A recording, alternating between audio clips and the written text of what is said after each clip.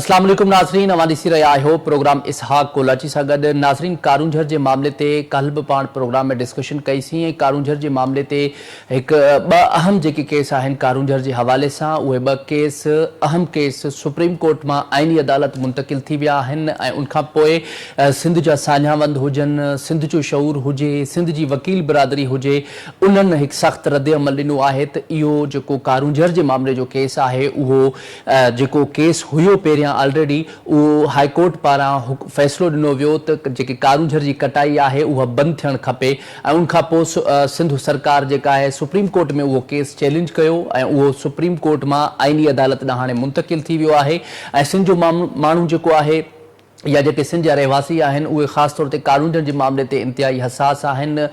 कुझु टाइम पहिरियां जी ॻाल्हि आहे, सोशल मीडिया ते बि हिकिड़ी बहस थी ऐं उनखां पोइ उते कारूंझर जबल जे सां गॾु उन प्लेस में जिते ही आहे उते बि कुझु एहतजाज कया विया ऐं उनखां पोइ हाणे जी जेका सूरत हाल आहे उहा रीसेंट डेवलपमेंट इहा आहे त जेका कराची बार एसोसिएशन आहे जंहिंजा प्रेसिडेंट आमिर नवाज़ वड़ाइट साहब हुजनि ऐं उन सां गॾोगॾु all Sindh lawyer section committee जेका आहे उन्हनि पारां कारूंझर जी कटाई जे जेको फ़ैसिलो आहे ऐं उनखां पोइ जेको सिंध हुकूमत चैलेंज कयो आहे सुप्रीम कोर्ट मां ऐं ख़ासि तौर ते उहो आइनी अदालत ॾांहुं मुंतक़िल थियो आहे त उन ते उन्हनि जो सख़्तु रद्द अमल आहे त सिंध हुकूमत खे घुरिजे इहो केस जेका आहे विथड्रा करे। कारूंझर जी कटाई कंहिं बि सूरत में क़ाबिल क़बूल न आहे। उन ते पाण ॻाल्हि ॿोल कंदासीं। सुभाणे उन्हनि जो प्रोटेस्ट आहे कराची बार खां वठी करे उहो CM हाउस ताईं उन्हनि जो प्रोटेस्ट आहे। उन में ज़ाहिर आहे अहम ॻाल्हि इहा बि आहे 27 तरमीम बि उन एजेंडा में शामिल आहे, पर उन सां गॾोगॾु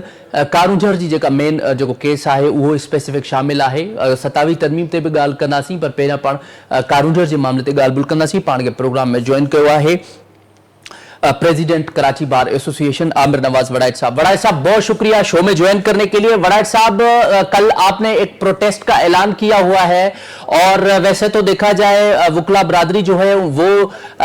उनके भी ग्रुप्स हैं, कुछ जो है वो 27वीं तरमीम के हवाले से आपके साथ हैं, कुछ जो है वो आपके अगेंस्ट भी है, लेकिन हमें ये बताइएगा ये जो कारूंझर के केस का मामला है उसको आप कैसे देख रहे हैं और खास तौर पे ये जो अब आइनी अदालत में मुंतकिल हो गया है उसके बाद आपने प्रोटेस्ट का ऐलान कर दिया है, क्या कहेंगे आप इस हवाले से? देखिए, जो पहले तो 27वें अमेंडमेंट से रेलेवेंट जो आपने कहा कि ग्रुप्स का, तो मैं उसमें ये कहूंगा कि जो वकला की मेजोरिटी है वो एक पेज पे। Hello ji continue please. Hello ji continue करें वड़ाइट साहब। हाँ जी, जो 27वें अमेंडमेंट से रेलेवेंट है उसमें मैं ये कहूंगा कि वकला की मेजोरिटी जो थी वो एक पेज पे खड़ी हुई है। जब 26वीं अमेंडमेंट आई थी तो तकरीबन वकला 50-50 थे, लेकिन 27वें अमेंडमेंट के बाद से वकला जो उनसे तकरीबन 80% जो है वो एक पेज पे खड़े हुए। 26वें अमेंडमेंट के वक्त लोगों को उसके जो साइड वो जो थे नुकसानात थे, साइड इफेक्ट्स वगैरह थे, वो इतना मालूम नहीं थे। अब वकला क्लियर हो गए कि ये जो 26वीं या 27वीं अमेंडमेंट है ये किसी तौर पे भी जुडिशरी के लिए, पाकिस्तान के लिए, पाकिस्तान की आवाम के लिए मुफीद फायदेमंद नहीं है और उनके हक में ये किसी तौर पे भी बेहतर नहीं है। अभी सिर्फ वही लोग 27वीं अमेंडमेंट के हामी है जो गवर्नमेंट का पार्ट एंड पार्सल है या एस्टेब्लिशमेंट का पार्ट एंड पार्सल है, और कहीं ना कहीं उनकी डोरें या तो गवर्नमेंट के हाथ में या एस्टेब्लिशमेंट के हाथ में। हर वो वकील जो इंडिपेंडेंट है वो इस बात पे क्लियर है कि ये 26वीं 27वीं अमेंडमेंट गलत हुई है और इसको खत्म होना चाहिए। इस सिलसिले में एक बड़ा प्रोटेस्ट भी, कन्वेंशन भी हमने किया था, जो कराची में भी हुआ है, हैदराबाद में भी, सक्खर में भी, फिर दोबारा सिंध हाई कोर्ट में भी हुआ। तो मेरा तो इस सिलसिले में जो है वकला क्लियर है। बाकी जो सेकंड थे कि कारूंझर से रेलेवेंट, उसमें पिछले 3 साल से ये केस लगा नहीं था, इसका अचानक लग जाना जो उनसे है इस बात को वाजे करता है कि ये जो आइनी अदालत बनी है इससे कुछ भी अब सिंध के लोगों को शायद रिलीफ ना मिले, ये किसी खास पर्पस के लिए लगाया गया है। क्योंकि हमें जो चीफ जस्टिस ऑफ वफाकी आइनी अदालत है हमें उस पर भी ट्रस्ट नहीं है, तो एक तो उनको गवर्नमेंट में लगाया, दूसरा जो एज फैक्टर बढ़ा दिया गया है जो कि 65 से 68 साल कर दिया गया, और जो चीफ जस्टिस साहब है उनकी एज जो उनकी जो सर्विसेज थी वो इस महीने की 30 नवंबर को खत्म हो रही थी, तो उनको 3 साल का रिलैक्सेशन दे के वहां ले जा के बिठाने का मकसद ही ये है कि वो तमाम इश्यूज जिन पे गवर्नमेंट या एस्टेब्लिशमेंट डायरेक्ट नहीं आ सकती उसको जुडिशरी के जरिए कर सके, اور عوام کا منہ بند کر سکے. لیکن میں یہ پہلے بھی کہہ چکا, دوبارہ کہوں گا کہ چیف جسٹس صاحب کو چاہیے, جو کانسٹیٹیوشنل کورٹ کے, ان کو یہ میٹر نہیں سننا چاہیے, کیونکہ سندھ کی عوام یا سندھ کے لوگ جو بھی ہیں جو سندھ سے محبت کرتے ہیں وہ کسی طور پہ بھی اس آرڈر کو نہیں مانیں گے جو سندھ کے جو وسائل ہیں ان پہ ڈاکے کی صورت اختیار کر جائے یا ان کو لوٹنے کی صورت اختیار کر جائے یا ان کے وسائل کا سودا کر دے. تو اس وجہ سے ہم نے کل ایک پروٹیسٹ بھی رکھا ہے, ایک ریلی رکھی جو پارکنگ سندھ ہائی کورٹ سے نکلے گی اور وہ سی ایم ہاؤس تک جائے گی. اچھا وڈائک صاحب,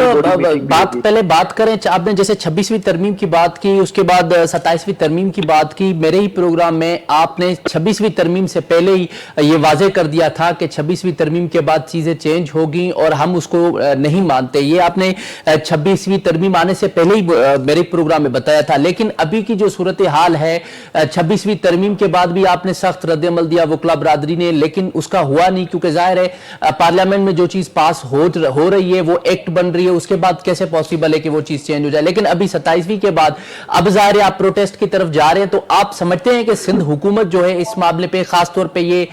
کارونجھر کے معاملے پہ آپ کے ساتھ کوآپریٹ کرے گی اور یہ جو ان کا کیس ہے وہ وتھڈرا کرے گی؟ دیکھیں میرے خیال سے یہ سندھ حکومت نے نہیں فائل کیا ہوا کیس, ان سے بھی فائل کرایا گیا ہے نا, کیونکہ سندھ حکومت کا کیا انٹرسٹ ہوگا. اب سندھ حکومت کو صرف ایک چیز ڈیسائیڈ کرنی ہے کہ ویدر انہوں نے سندھ کی عوام کے ساتھ کھڑا ہونا ہے یا اسٹیبلشمنٹ کے ساتھ کھڑا ہونا ہے, اور یہی فیصلہ جو ہے آگے چل کے ان کے پولیٹیکل کریئر پہ بھی ڈیسائیڈ کرے گا. کیونکہ یہ پولیٹیکل میں ایشوز پہ زیادہ بات نہیں کرتا, بس میں اتنا کہوں گا کہ اس ٹائم پہ جو سندھ حکومت کی مین رسپانسبلٹی ہے, جو ہم سے ڈیمانڈ کر رہے ہیں کہ وہ کسی کا اعلی کار نہ بنے, ان پہ وہ اس کو جو ہے اس پٹیشن کو وڈرا کرے. اگر کسی کو لینے کا شوق ہے, کچھ کرنے کا شوق ہے, وہ خود سامنے آئے, ڈائریکٹ آئے کرے, تاکہ عوام کو بھی پتا ہو کہ کون ان کے حقوق کو, کون ان کے وسائل کو کھانا چاہتا ہے. اچھا وڈائک صاحب, اس کے علاوہ کل آپ نے پروٹیسٹ رکھا ہے, اس میں کیا کیا ایجنڈا میں چیزیں شامل ہیں؟ ظاہر ہے آپ سی ایم ہاؤس کی طرف جا رہے ہیں, تو اس پہ آپ نے ایک ایجنڈا بنایا, وہ اس میں کارونجھر کے یہ جو کیس ہے اس کو وتھڈرا کرنے کے علاوہ اور کون سے مطالبات ہیں آپ کے؟ دیکھیں ابھی اس ٹائم پہ ہم نے کارونجھر کو ہی فوکس کیا ہے, کیونکہ اس ٹائم مین جو ایشو چل رہا ہے, باقی ایشوز تو ہم ڈیفرنٹ, جس میں 26ویں 27ویں ٹیکا, کارپوریٹ فارمنگ, یہ سارے ایشوز کو ہم ریڈریس کریں. لیکن کل جو خاص طور پہ ہم جس ایشو کو پہ جا رہے ہیں وہ یہ ہے, کارونجھر ہی ہے. اچھا وڈائک صاحب, اس کے علاوہ یہ بھی بتائیے گا, جب کینالز کے ایشو تھا تو اس پہ آپ کو بہت سراہا گیا, لیکن اب کی جو صورتحال ہے اس میں یہ کہا جا رہا ہے, اور کچھ ایون لیگل فریٹرنیٹی کے جو لوگ ہیں وہ بھی یہی کہہ رہے ہیں کہ یہ صرف پولیٹکس ہو رہی ہے, 27ویں ترمیم کے حوالے سے کچھ نہیں ہوگا, یہ صرف الیکشنز کی وجہ سے ہو رہا ہے. تو آپ اس نیریٹو کو کیسے دیکھ رہے ہیں کہ 27ویں ترمیم کے حوالے سے جو لوگ کہہ رہے ہیں؟ دیکھیں جو لوگ کہہ رہے ہیں ان میں سے تو ایک ہمارے بھائی وہ تھے کہ جو انہوں نے پہلے کہا تھا کہ یہ خلاف میں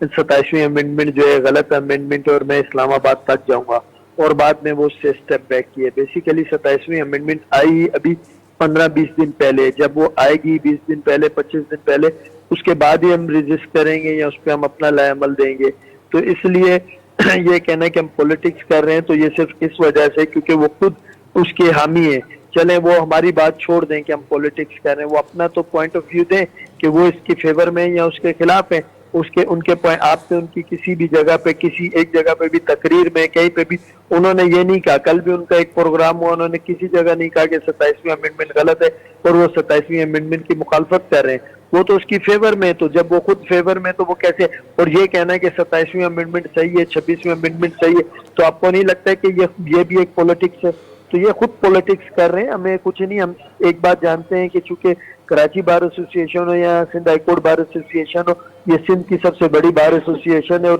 ان پہ ان کا یہ حق بنتا ہے کہ وہ سندھ کے وسائل کی جو ہے مالکی کریں, اس کے لیے وہ کھڑے اور اس کے لیے وہ آواز بلند کریں. تو اس میں کوئی سیاست نہیں ہے, جو ہماری ذمہ داری ہے وہ ہم اپنی پوری کریں گے.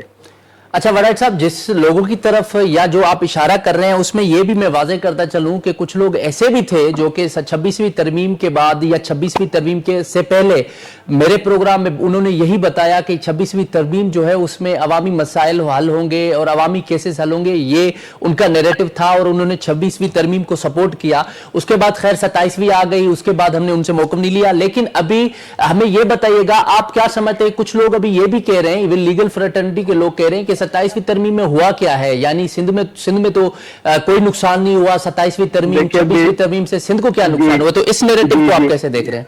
जी जी, ये बिल्कुल ऐसा ही था। उसमें हमने कल भी बात की थी, मैंने अभी आपको बताता हूँ। अगर ये कल ये कॉन्स्टिट्यूशनल कोर्ट है और ये वो कोर्ट है जिसका चीफ जस्टिस जो उनसे है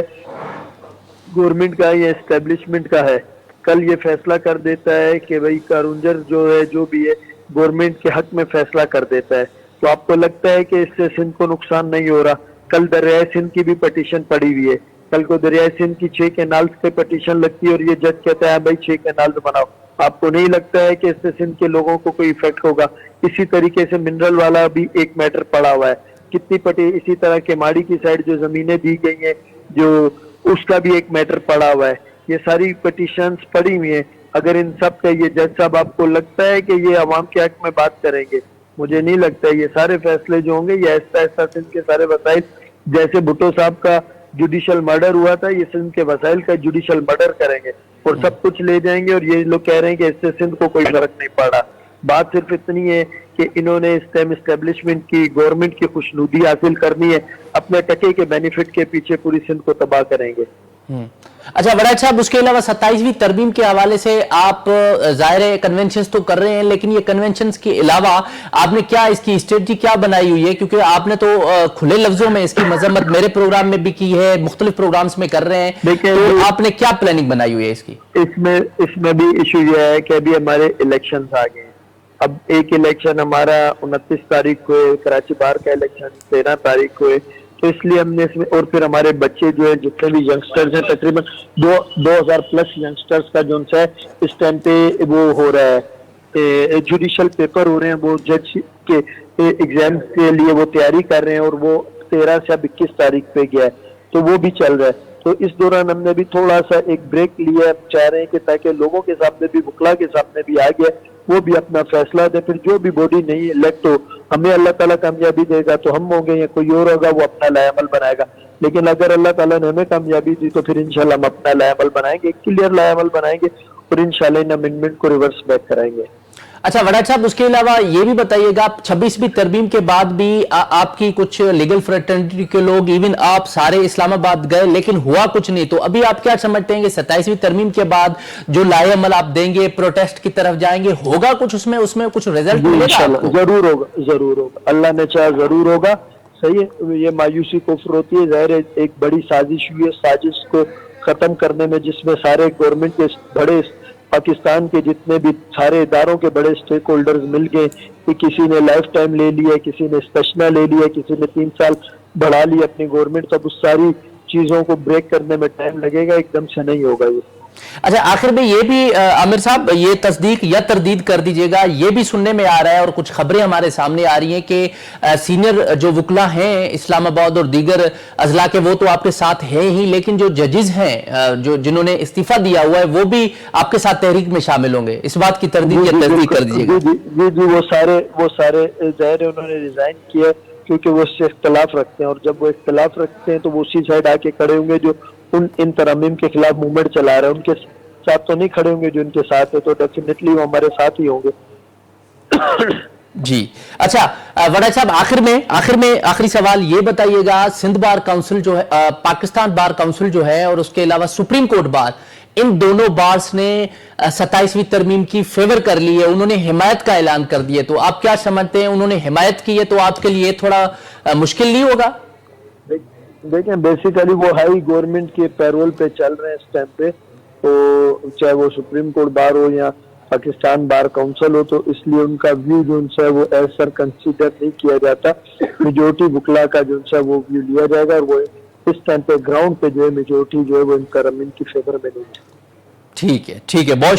शुक्रिया आमिर नवाज वड़ाइक साहब, हमें प्रोग्राम में टाइम देने के लिए। नाज़रीन, वहाँ आमिर नवाज वड़ाइक साहब जी ॻाल्हि ॿोल ॿुधी तफ़सीली तौर ते उन्हनि हिकिड़ो लीगल फ्रनेटी जो मौक़िफ़ आहे या उनखां अलावा आल सिंध एक्शन कमेटी जा जेके लायर्स आहिनि, उनखां अलावा कराची बार एसोसिएशन जो मौक़िफ़ पंहिंजे साम्हूं रखियो आहे। सुभाणे उन्हनि जो CM हाउस ॾांहुं उन्हनि हिकिड़ो रैली जो ऐलान बि कयो आहे। उन्हनि जो चवणु आहे त सिंध हुकूमत खे घुरिजे हिन मामले ते पंहिंजी जेको नैरेटिव आहे, मौक़िफ़ आहे, उहो वाज़े करे ऐं ख़ासि तौर ते जेको कारूंझर जो केस आइनी अदालत ॾांहुं मुंतक़िल कयो वियो आहे, उहो बि सिंध हुकूमत जेको आहे विथड्रॉ करे, छाकाणि इहो पीपल्स पार्टी खां पहिरियां जेके कैबिनेट जो जेको निगरान सेटअप हुयो उन मां इहो फाइल थियो हुयो ऐं हाणे सिंध हुकूमत या इवन पीपल्स पार्टी खे इन हवाले सां नैरेटिव वाज़े करणु खपे। प्रोग्राम जारी आहे, हिते वठंदो शॉर्ट ब्रेक, स्टे विथ अस।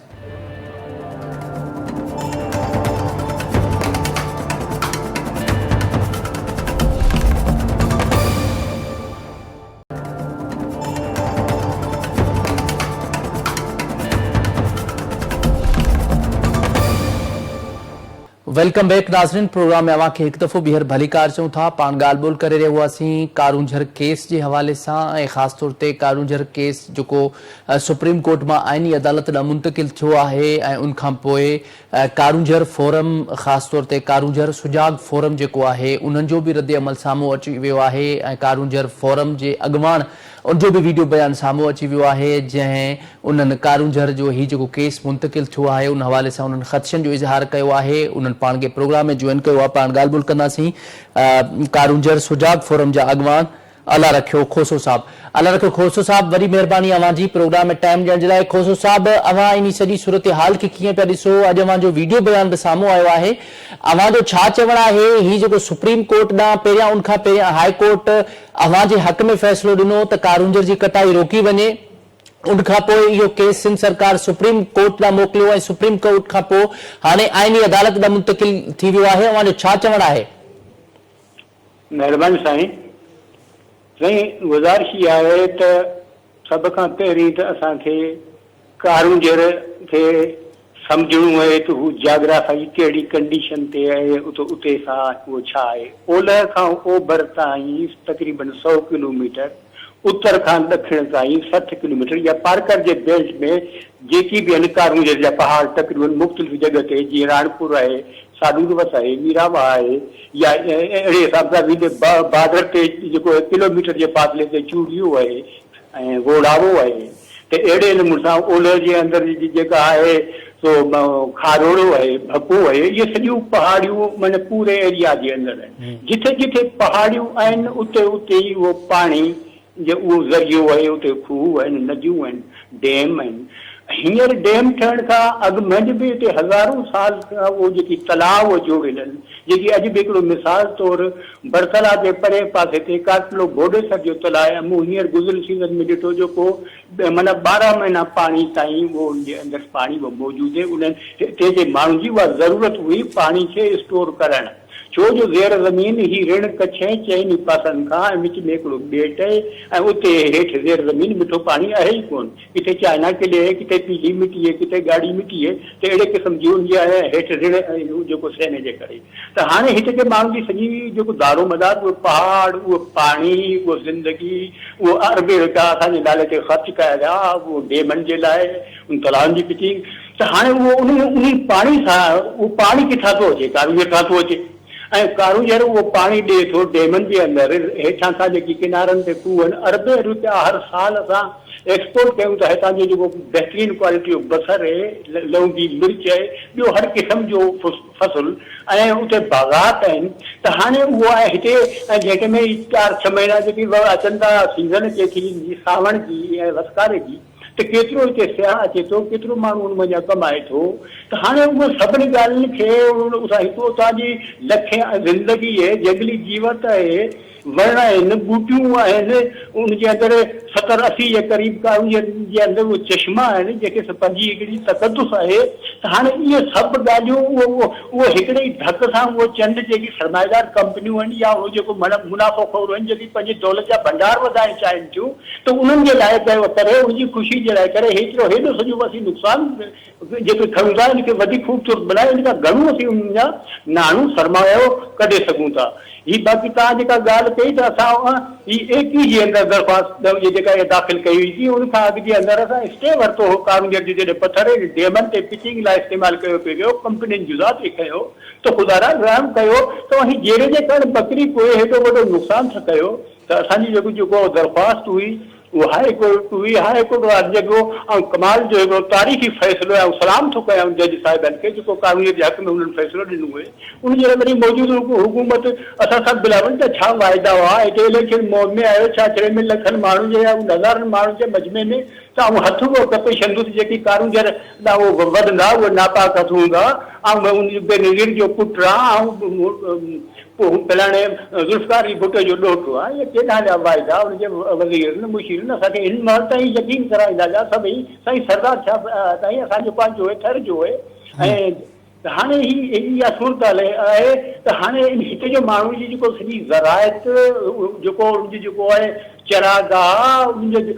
रोज़गार जो ज़रियो इहे अॻे जी कहावत आहे त सवा सेर सोन कारूंगर ॾींदो तॾहिं कारूंगर जो पाणी ऋण कच्छ में उहो वञी पहुचंदो केर खे अची हींअर निज़ारत उनजो ऋण कच्छ जो कंदी था ॾिसे त उहो समुंड जीअं भरे पियो इहो कारूंगर जा पहाड़ आहिनि उहो कोठा आहिनि जेके इनखे भरनि था ही ख़ुदा ॼाणे ऐं बॉर्डर जे हवाले सां बिल्कुलु 0 पॉइंट ते जेकी आहिनि उहो जेके पाण जेके ॾिसंदासीं त हेॾो डिफेंस जे हवाले सां जे अंदरि लखे हज़ारे माण्हुनि जी जेकी आहिनि उनजे राहत जी गुंजाइशूं उते पाणी उते सभु कुझु सॼो जेको उहो वॾी सरहद ते अहमियत छो रखे असांजे मुल्क जूं जेके पाड़ेसरी जे मुल्क सां जेके हालतूं जेके रहनि थियूं सदाईं उहे जंगी हालतूं रहनि थियूं त कंहिं बि हवाले खां वठी कंहिं बि सूरत में इहो हिकिड़ो ना सम्झी जो हिकिड़ो ग़लति फ़ैसिलो असां गुज़ारिश कंदासीं पीपल्स पार्टी जी हुकूमत खे त तव्हां जेका इहा दरख़्वास्त जेका तव्हांजा जेको सुप्रीम कोर्ट में उतां ख़ुदा वापसि खणो ऐं हितां जो माण्हू कतई पंहिंजी ज़िंदगी ॾिसो न इहो